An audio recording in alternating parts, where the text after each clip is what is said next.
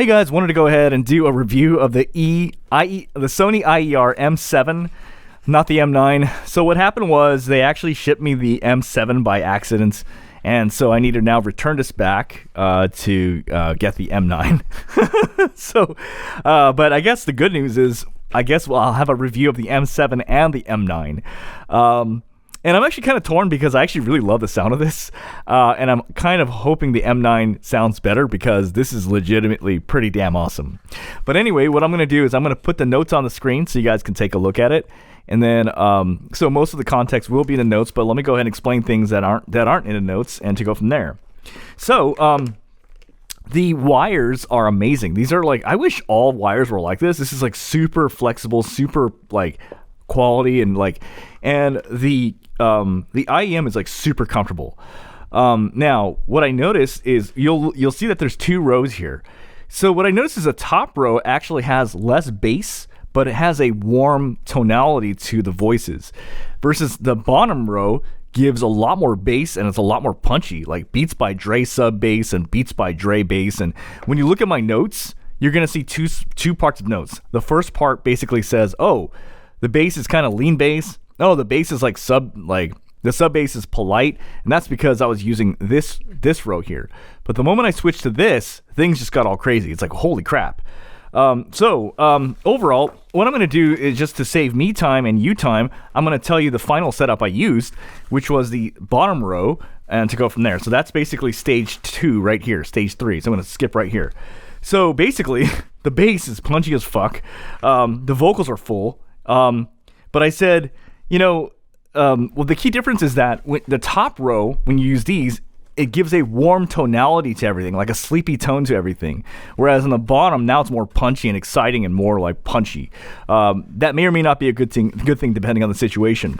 So I use ChatGPT to summarize my notes, but basically, and it does a pretty good job of explaining everything. But basically, the vocals are full. The bass is way stronger when you use this. It's like near Dr. Dre levels. And then what I did was I checked the song XG, and I want to see how all of them sound like. Does it make them, sound deeper? Does it make them sound muffled? But no, it's accurate. Their voices are full, and there's like the bass is on point. Basically, it just has a lot of thump and punch, but the vocals are on point. Now it's funny because this is actually, it like removed some of my words here, but I actually said on one of them, I said on point 3 times on the same track. I think it was on the Justin track. I was like, dude, his voice is on point. His voice is on point. His voice is on point, like 3 times. That means it's really damn on point. It's kind of silly because I feel like there are 2 types of reviews I feel like are really short. The first is when I really don't like it. Then I'm just like really brief, but also when something's like perfect all across the board, then sometimes those reviews are like really short. So if I had to recap, basically, okay, so I think to be fair, I should go back to the first page, but then tell you the differences, right? So when I looked at BB, her voice is on point, but then obviously with the correct ear tips, the bass was slamming. It's like, dude, what the hell? This is awesome. When I went back on the Wolf Tila track, there's a ton of sub bass, but her voice is full, and on every single track, everyone's voice is on point and full. It's just now that there's like this, when you choose these, it becomes like more of a Beats by Dre sort of bass. So definitely not neutral. Definitely more of a fun sort of tonality to it. I think the IER-M9 is supposed to be more neutral, but I'm not sure. And then finally, when I went ahead and checked for Sibilance, when I say bottom row, I checked the bottom row, large sky blue. So it's kind of like, that's the large. So it was the large on here is what I chose. You definitely want to make sure that you got a good seal on your ears. Just if you start hearing wind around you, then you got to get a larger size, right? And for Sibilance, this is kind of actually interesting. So at regular volume, it's 0, 0, 0, 0, 0. So you can't really detect Sibilance. But also what it does is actually it's smoothing out the vocals, so it's not Sibilance. But then what also happens is when you crank it up like 25%, then Sibilance still is 0, 0, low detection, 0, 0, 0. The only time it's bad is like when it's really, really bad. But overall, this shows me that this is not very Sibilance.